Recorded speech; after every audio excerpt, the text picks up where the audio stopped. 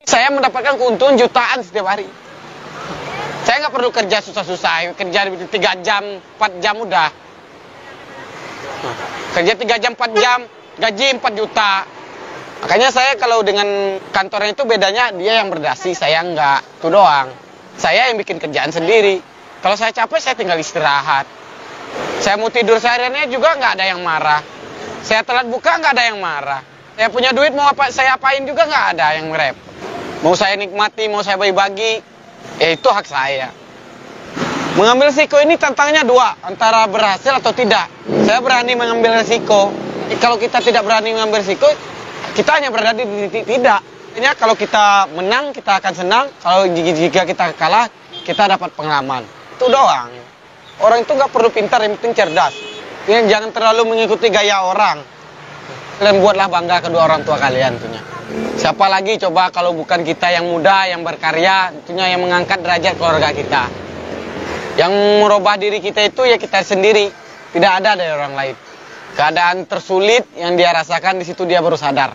Kalau mau tahu dengan keadaan, pergilah jauh dari rumah, dari keluarga, pergilah merantau tentunya. Di sana kamu akan tahu dengan siapa diri kamu sebenarnya. Hidup keberuntungan itu nggak ada. Hoki-hoki kata orang itu nggak ada, hoak itu. Hidup ini tergantung kerja keras kita, tergantung kemauan kita. Sesuatu yang kita mau kita kerjain, kita usahain, cepat atau lambat akan memenuhi hasil tentunya. Bukannya bekerja, ini bukan kerja. Kalau bekerja sama kerja beda, Bang. Dipekerjakan sama kerja sendiri, lebih enak kerja sendiri kita, Bang. Kalau dipekerjakan orang yang ngatur kita. Tapi kalau kerja kita yang ngatur. Iya kan sama-sama kerja juga. Beda jauh dong bedanya. Mau dikenalin dulu ya sebelah abang itu siapa namanya itu, Bang? Mana? Perkenalkan nama kamu siapa? Itu siapa itu, Bang? Perkenalkan nama kamu siapa? Nama saya Aceng, Bang. Cek. Namanya Aceng, Bang. Itu saudara apa gimana? Teman saya ini. Teman. Ya. Teman susah apa teman? Teman dari susah sampai senang sekarang. Kan ya? Sangat menggiurkan, bukan menggiurkan, sangat menggiurkan. Kan ya? Itu kok bumbunya encer kayak gitu, Bang. Apa kayak itu, Bang? Oh iya, kalau nggak pakai air nggak bisa digiling, dia bukan bumbu namanya. Jangan terlalu encer lah, Bang. Ya, kalau mau untung besar harus sedikit encer. Jadi kalau bisnis ini sebenarnya bisnis ini gampang. Kalau mau untung besar ya gini, nih. Kalau mau untung besar nih buat kalian nih. Tapi kalau dikasih air, uangnya berkah apa enggak, Bang? Ya berkah kan air. Lain kita kasih narkoba. Kalau air doang nggak apa-apa ya, Bang? Air nggak apa-apa, asalkan jangan Air kencing baru nggak boleh. ya air bersih. Biasanya kalau untuk sehari itu habis berapa ember sama uang air itu, Pak? Kalau airnya 2 ember. 2 ember itu? Ya, sehari 2 ember. Kalau lebaran sampai 5 ember. 5 ember. Air seember itu bisa jadi berapa tuh, Bang? Air seember itu ya kalau dipikir bisa jadi berapa ya? 200-an lah. Abang Supri sendiri pernah merasa malu nggak sih jualan kayak gini? Kalau saya dagang kayak gini ogah banget saya, Bang. Oh. Ya, malu saya. Saya malah senang. Senang, Bang. Karena saya punya usaha. Senang jadi orang susah apa gimana? Kalau jadi orang susah, saya ya nggak senang. Tapi yang senang itu gini loh ya. Yang senang ini kita nggak nyusahin orang tua, kita nggak membebanin orang. Yang kita buka usaha sendiri, mau dapat untung atau hasilnya ya kita yang tanggung sendiri. Mau rugi pun kita nanggung risiko sendiri. Intinya kita tidak membebani orang lain. Gini ya, kalau kita tidak bisa membantu orang tua, setidaknya kita jangan jadi beban lah di keluarga itu.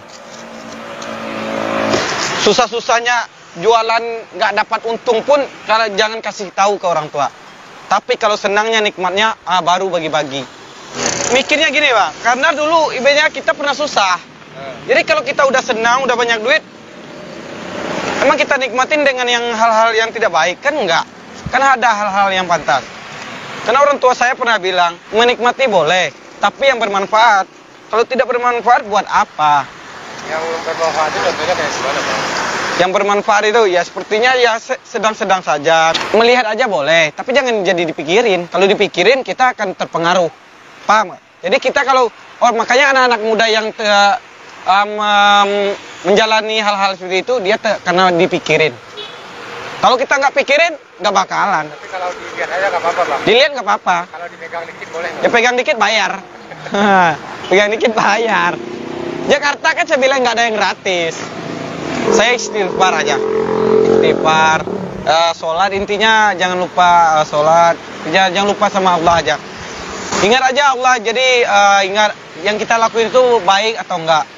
Sekarang saya mikirnya gini aja, semenjak saya umur mulai 20 saya berpikir lebih positif.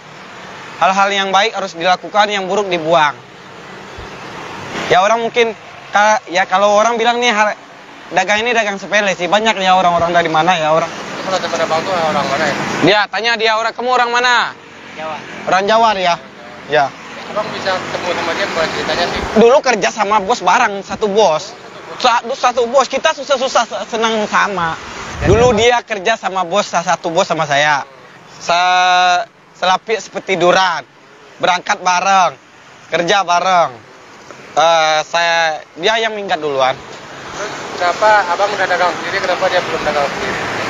Ya kalau itu berproses, ibaratnya balik lagi ke jalan yang diberikan Allah itu. Saya ibaratnya dari tahun ke tahun tekad saya nggak pernah kendor. Kalau dia sering pulang kampung nih, tanya aja sama dia sering pulang kampung. Kalau saya sejak berangkat saya nggak pernah pulang kampung, jadi duitnya saya simpan buat modal karena saya punya tekad dalam tahun-tahun ke depan saya harus memiliki usaha. Itu kalau saya itu. Tidak baik di dalam menjalankan usaha